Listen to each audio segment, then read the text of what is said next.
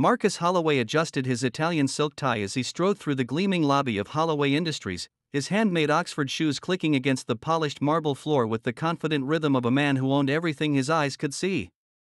The 60-story glass tower in downtown Manhattan bore his family name in bold letters across the facade, a testament to 3 generations of Holloway success in the tech industry. At 38, Marcus had inherited not just the company but also the arrogance that seemed to run in his bloodline like an expensive vintage wine. The morning sun filtered through the floor-to-ceiling windows, casting long shadows across the lobby where early employees scurried about their business, heads down, avoiding eye contact with the CEO who barely acknowledged their existence. Marcus thrived on this invisible barrier between himself and the common workers, viewing it as the natural order of things. After all, he had graduated summa cum laude from Harvard Business School, had closed deals worth hundreds of millions, and lived in a penthouse that cost more than most people made in a lifetime. As he approached the executive elevator, Marcus noticed something that made his jaw clench with irritation. Near the far corner of the lobby, an elderly janitor was slowly mopping the floor, his weathered hands gripping the handle with obvious effort. The man appeared to be in his 70s, with silver hair that had thinned considerably and deep lines etched into his dark skin from years of hard labor. His uniform was clean but worn, and he moved with the careful deliberation of someone whose joints protested every movement. What infuriated Marcus wasn't just the sight of the janitor working so slowly, but the fact that several employees had stopped to chat with him, creating what Marcus perceived as an inefficient cluster of wasted productivity. The janitor was smiling warmly at a young marketing assistant who was showing him pictures on her phone, probably of her children or vacation. A software developer had paused to ask the janitor about his weekend plans, and even Margaret from accounting had detoured from her usual route to say good morning. Marcus felt his blood pressure rising. This was exactly the kind of soft, unprofessional behavior that he believed was weakening American business culture. Employees were paid to work, not to socialize with the cleaning staff. The janitor was paid to clean, not to hold court in the middle of the lobby like some sort of beloved grandfather figure. "Excuse me," Marcus called out sharply, his voice cutting through the morning chatter like a blade. The small group immediately dispersed, employees scattering toward the elevators and stairwells with guilty expressions. Only the janitor remained, looking up with mild surprise at the impeccably dressed man approaching him.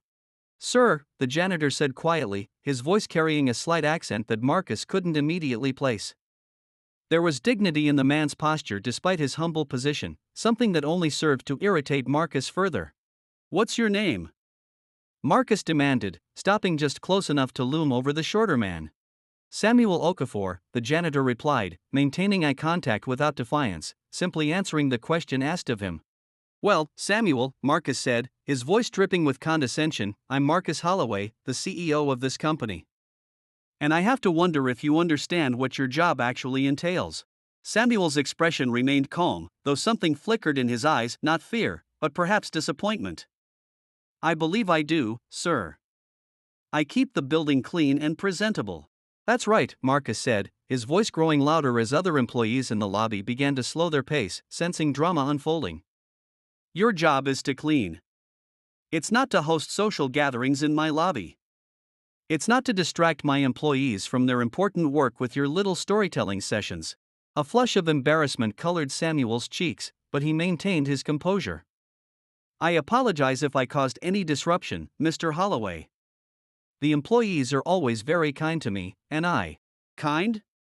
Marcus interrupted with a harsh laugh that echoed off the marble walls. "They're being polite because they have to be. But let me explain something to you, Samuel. There's a hierarchy in this building, and you're at the bottom of it. These people you're chatting with? They have college degrees, important responsibilities, careers that actually matter. They're not your friends, and this isn't a community center." The lobby had grown uncomfortably quiet, with dozens of employees now witnessing the public humiliation. Some looked away in shame, others stared in shock at their CEO's behavior. Samuel stood perfectly still, his hands still gripping the mop handle, absorbing the verbal assault with a dignity that was almost painful to witness. Marcus, feeding off what he perceived as his audience's attention, decided to drive his point home even harder. "You know what I see when I look at you, Samuel?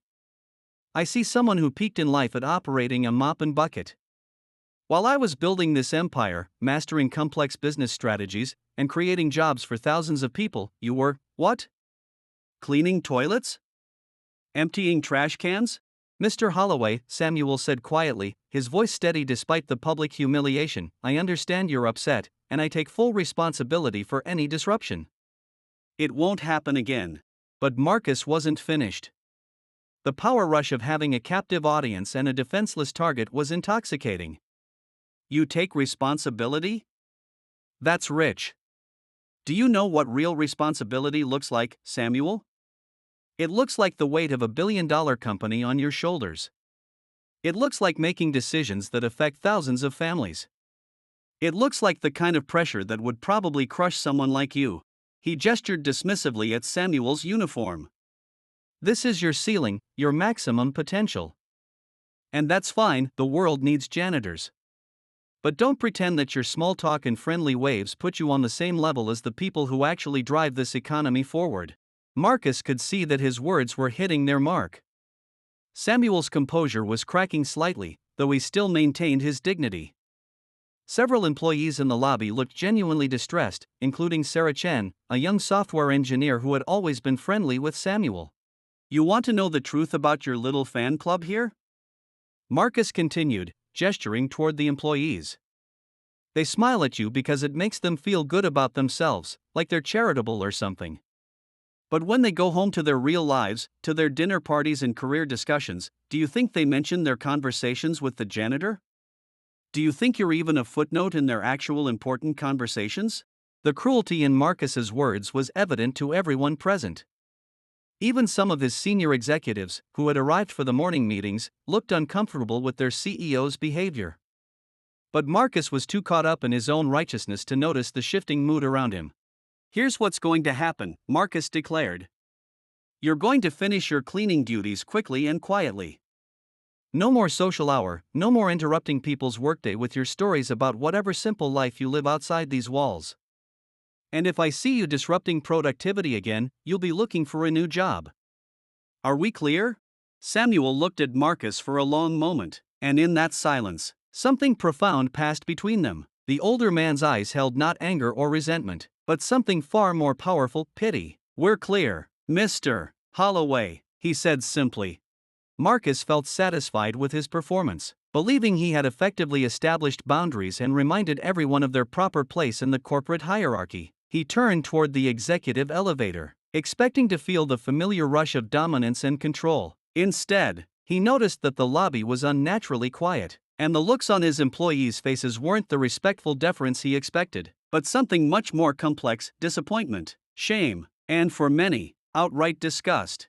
Sarah Chen, who had been watching the entire exchange, stepped forward. Her face was flushed with anger, and her hands were trembling slightly. Mr. Holloway, she said, her voice carrying clearly across the silent lobby.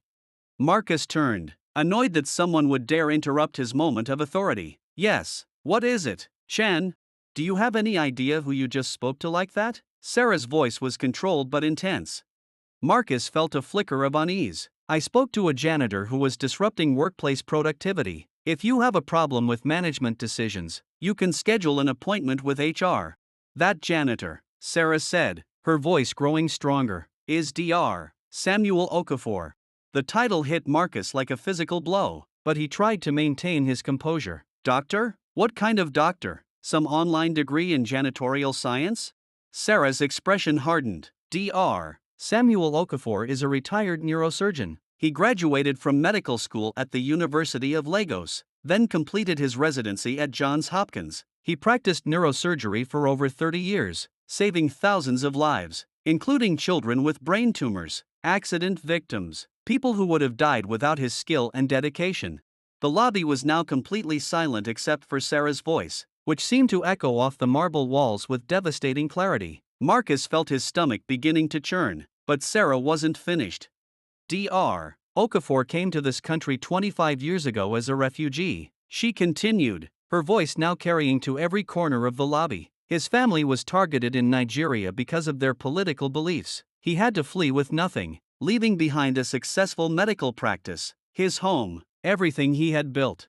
Marcus tried to interrupt. But Sarah pressed on relentlessly. When he arrived here, his medical credentials weren't immediately recognized, so while he spent years navigating bureaucracy, taking exams, and fighting to get his license to practice in the United States, he worked whatever jobs he could find to support his family, including cleaning buildings. The words hit Marcus like successive hammer blows. Around the lobby, employees were nodding, many with tears in their eyes. They had known Dr. Okafor's story, had heard pieces of it during those friendly conversations Marcus had just ridiculed. Even after he got his license back and returned to practicing surgery, Sarah continued. Dr. Okafor continued working part-time as a janitor. Do you want to know why, Mr. Holloway? Marcus couldn't speak. His throat felt constricted, and a cold sweat was beginning to form on his forehead. Because, Sarah said, her voice now breaking with emotion, he wanted to help put his 3 children through college. His daughter is now a pediatrician at Mount Sinai. His oldest son is a civil rights attorney. His youngest son just finished his PhD in aerospace engineering at MIT. The lobby felt like it was spinning around Marcus. Every assumption he had made, every cruel word he had spoken, was crumbling under the weight of this revelation. Dr. Okafor retired from surgery 3 years ago, Sarah continued. He could have stopped working entirely, could have lived comfortably on his savings and pension, but he chose to keep working here part-time because, in his words, honest work has dignity, and this building has become like a second family to me. Marcus looked across the lobby at Samuel Dr. Okafor, who was still standing quietly by his mop bucket. The older man's expression hadn't changed. There was no smugness or satisfaction at seeing his tormentor humiliated. If anything, he looked sad. The stories you mocked him for telling? Sarah's voice was now barely controlled fury. They're about the surgeries he performed, the lives he saved, the medical missions he went on to help children in developing countries. The pictures people show him? They're often of family members whose lives he literally saved through his surgical skill. Margaret from accounting stepped forward, tears streaming down her face. Dr. Okafor operated on my grandson 2 years ago, a brain tumor that other surgeons said was inoperable. My grandson is alive today because of this man's hands, his knowledge, his compassion. James from the IT department joined them. He saved my wife after her car accident. 12 hours of surgery. They said it was the most complex procedure they'd ever attempted. Dr. Okafor never left the operating room. One by one, more employees stepped forward, each sharing a story of how Dr. Samuel Okafor had touched their lives or the lives of their families. The man Marcus had dismissed as a simple janitor had, in fact, been a guardian angel to dozens of people in the building, using skills and knowledge that Marcus couldn't even comprehend. Marcus felt like he was drowning in the weight of his own ignorance and cruelty. The successful CEO, the Harvard MBA, the man who prided himself on his intelligence and business acumen, had just publicly humiliated one of the most accomplished and respected individuals he would ever encounter. Dr. Okafor finally spoke, his voice gentle but carrying clearly across the now crowded lobby. Mr. Holloway, I hold no anger toward you. We all make mistakes when we judge based on appearances rather than character. Those words, delivered with such grace and forgiveness, hit Marcus harder than any angry rebuke could have. The man he had just systematically humiliated was offering him kindness in return. Marcus began, but found he had no words. Everything he had said, every assumption he had made, every cruel observation he had delivered, was now revealed as the ignorant ranting of a small-minded man who had confused privilege with wisdom, wealth with worth. Sarah wasn't finished. Dr. Okafor also volunteers at the free clinic downtown every weekend, providing medical care to people who can't afford it. He mentors young medical students, helps refugees navigate the medical licensing process, and has donated more money to charity than most people will ever earn. The crowd of employees had grown, with people coming down from upper floors as word of the confrontation spread. Marcus realized that his public humiliation of Dr. Okafor had backfired spectacularly, instead revealing his own character deficiencies to his entire staff. Tom Rodriguez from the security desk stepped forward. Dr. Okafor once stayed after his shift to help me when my father had a stroke. He walked me through what was happening, called his contacts at the hospital, made sure my dad got the best care possible. He didn't have to do any of that. Lisa from Human Resources wiped her eyes as she spoke. When my daughter was considering medical school but was intimidated by the cost and difficulty, Dr. Okafor spent hours with her, sharing his story, encouraging her, even helping her with scholarship applications. She starts at Columbia Medical School this fall. Marcus looked around at the faces surrounding him, employees he had thought he knew, people whose respect he had believed he commanded through his position and authority. Now he saw the truth. Their respect had never been for him, but for his title, his wealth, his power. The real respect, the genuine admiration and love, belonged to the man with the mop bucket. Dr. Okafor set down his mop and walked slowly toward Marcus. The crowd parted respectfully, and Marcus found himself face to face with the man whose dignity he had just tried to destroy. Mr. Holloway, Dr. Okafor said quietly, I understand that you were trying to maintain order and productivity in your workplace. These are important concerns for a leader. Marcus felt tears forming in his eyes, something that hadn't happened since he was a child. The kindness in Dr. Okafor's voice was almost unbearable after his own cruelty. But I would like to suggest, Dr. Okafor continued, that true leadership comes not from establishing hierarchy through humiliation, but from recognizing the inherent dignity and worth in every person, regardless of their current circumstances or job title.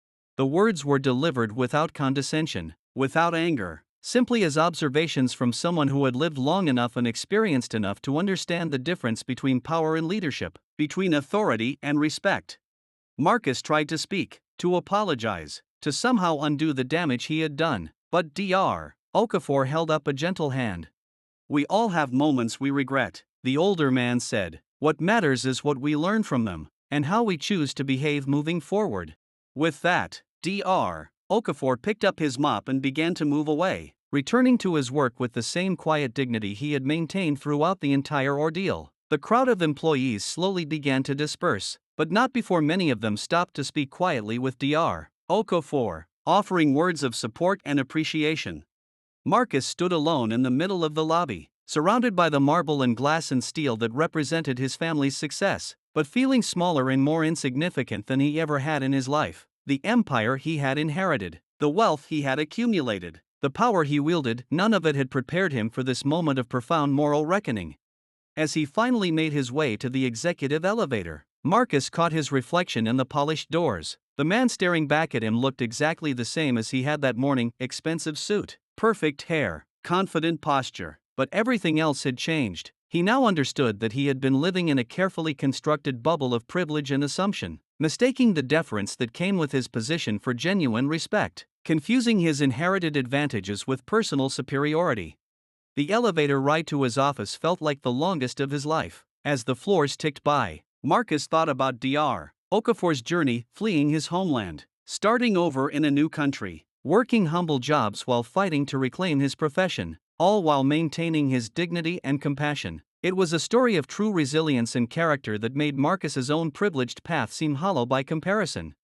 In his office, surrounded by awards and accolades and photographs with politicians and celebrities, Marcus sat heavily in his leather chair and tried to process what had just happened. His phone was already buzzing with messages. Word of the lobby confrontation was spreading through the company like wildfire, and he knew it wouldn't be long before it reached the board of directors, the media, and beyond.